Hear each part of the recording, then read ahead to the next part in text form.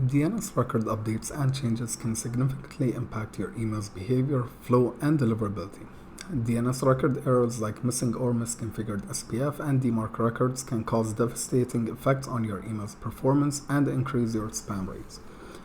To help you stay on top of such changes, we introduced the DNS Timeline feature. This can help you visualize changes over time, troubleshoot issues effectively, and it can enhance overall security by identifying misconfigurations promptly.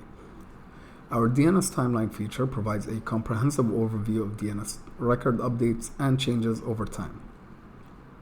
To make it easier for you to visualize these changes, each change is captured with the following: a corresponding timestamp for granular monitoring, domain security ratings, including grade and percentage scores, and validation statuses indicating proper configuration or missing elements.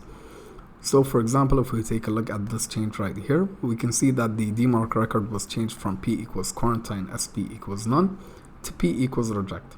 Here you're able to see the old record, the new record, as well as the current security score of the domain.